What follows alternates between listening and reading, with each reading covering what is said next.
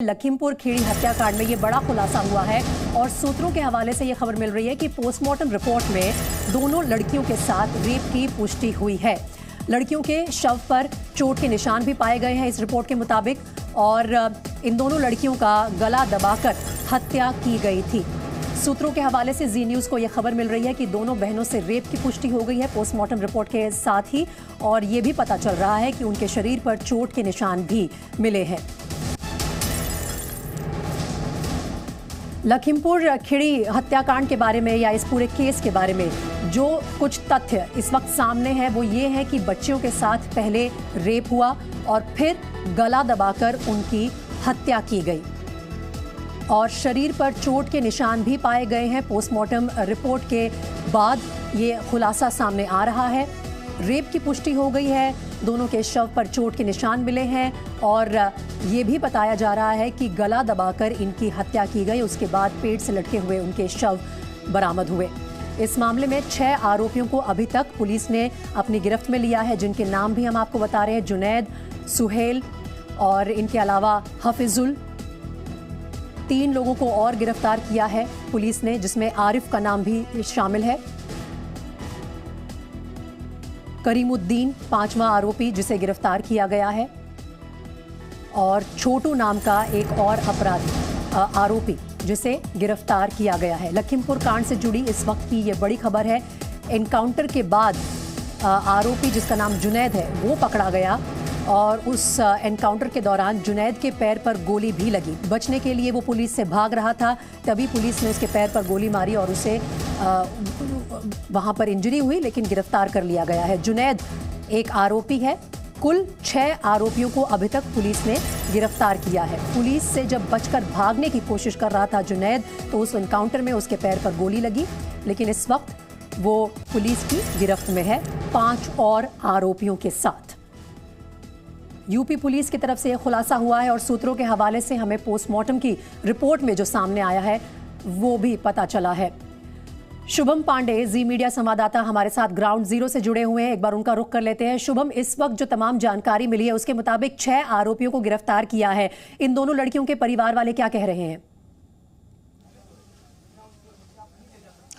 देखिए, परिवार का साफ रुख है। 1 करोड़ रुपए मुआवजे की मांग की जा रही है उनके पिता की तरफ से, और उसके साथ साथ तो 6 लोग हिरासत में, उनकी फांसी की सजा की बात की जा रही है। इस वक्त हम लोग जहां मौजूद हैं, ये पीड़ित का ही आवास है, जहां पर अभी फिलहाल दोनों बच्चियों के शव घर में मौजूद हैं, और ठीक बाहर आप देख सकते हैं कि भारी पुलिस बल यहां पर तैनात है, जो लगातार अपनी बात रख रहे हैं। तो ऐसे में आप देख सकते हैं घर के बाहर बहुत से लोग मौजूद हैं जो लगातार अपनी बात कहना चाह रहे हैं। जी, आप क्या मांग है परिवार के प्रमुख की जो है परिवार की मांगे हैं मेरे भैया सुबह से हर डिबेट में बता करके दी गई हैं। ऐसा नहीं कि आप क्या मांग डिमांड यही है कि जो है उचित कार्रवाई हो, प्रशासन कर रहा है।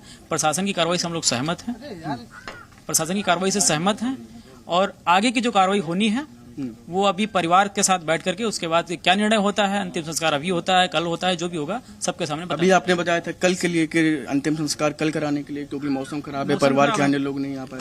हम इस वक्त भी वही कह रहे हैं ना, हम परिवार के साथ बैठने जा रहे हैं। अच्छा। कुछ मेहमान नहीं आए हैं, मौसम भी खराब है, परिवार के साथ बैठने जा रहे हैं। हम अभी कह रहे हैं कि अगर स्थिति हमें ऐसी लगती है कि आज नहीं करा सकते, हम नहीं कराएंगे, और अगर होता है कि हाँ चलो ठीक है करा दो, कोई बात नहीं, 2 लोग नहीं आए तो कोई दिक्कत नहीं, तो हम करा भी देंगे। कुछ मुआवजे की मांग भी है? हाँ, मुआवजे की मांग है, जो उचित मुआवजा हो सरकार दे। क्या उचित मुआवजा? अभी पीड़ित जो पिता थे उनकी तरफ से 1 करोड़ रुपए की बात की गई कि 1 हम करोड़ सहमत रुपए हैं, वो उनके फादर हैं और बेटे, हम सहमत हैं। जो पिता ने कहा हम सहमत हैं। मुआवजा अगर नहीं मिलता तो क्या मतलब तब तक अंतिम संस्कार रुका रहेगा? क्या ऐसा कुछ नहीं? अगर अंतिम संस्कार नहीं रुकेगा, अगर मुआवजा नहीं मिलता तो उसके और भी प्रोसेस हैं लेने के। शुभम, एक बात और कही जा रही है कि पोस्टमार्टम आप लोग के बिना अनुमति के हो गया, ये तमाम चीजें बात नहीं, ये गलत है। पोस्टमार्टम बिना अनुमति के हुआ, ये गलत है। शुरुआती जो बॉडी ले गई, जो पिता ने बताया, हम तो थे नहीं वहाँ पे, जो अनुमति नहीं ली गई, क्या उसमें अनुमति नहीं थी, जो मतलब पारदर्शिता की गई। शुभम, एक सवाल मेरी तरफ से लीजिए।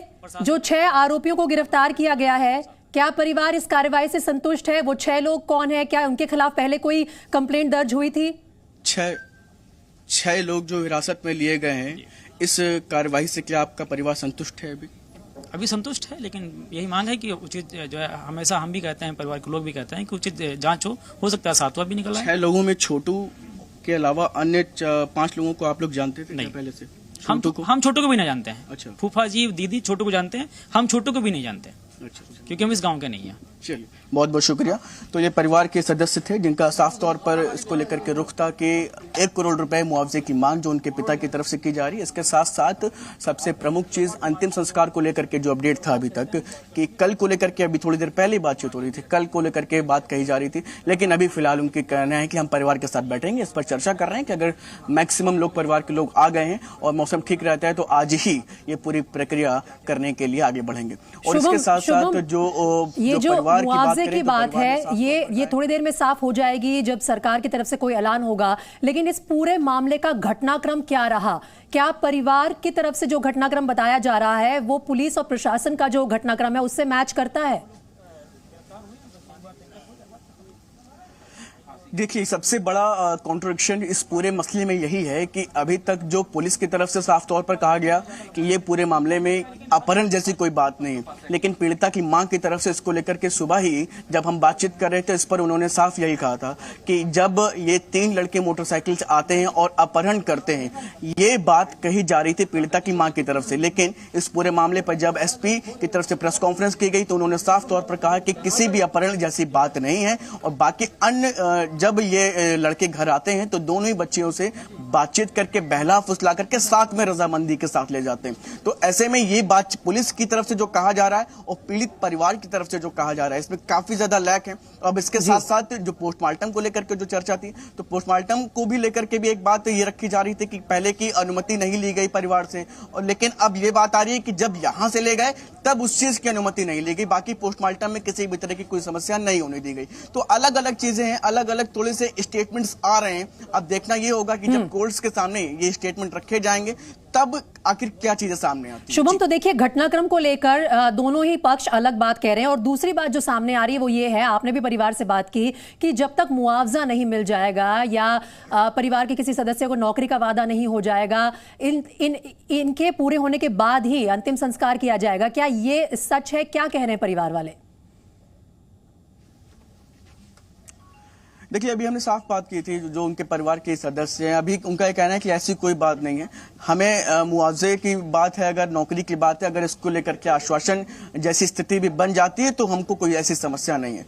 लेकिन ये मांगे उनकी तरफ से रखी गई हैं कि ये मांगे हमारी जरूर मानी जाएं, जिससे कि एक परिवार जिसने अपनी 2 बेटियां खोई हैं तो उनके भरण पोषण में किसी भी तरह से आने वाले दिनों में कोई समस्या न आए।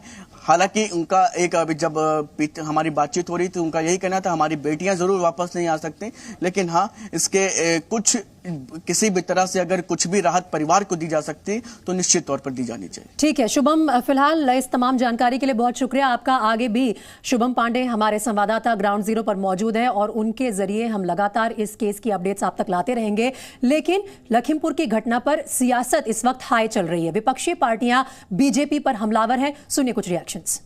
भारतीय जनता पार्टी बेगूसराय का सवाल उठा करके कानून व्यवस्था को लेकर के लंबी चौड़ी बातें कर रही थी, लिहाजा आज की घटना उनका मुंह बंद करने के लिए काफी।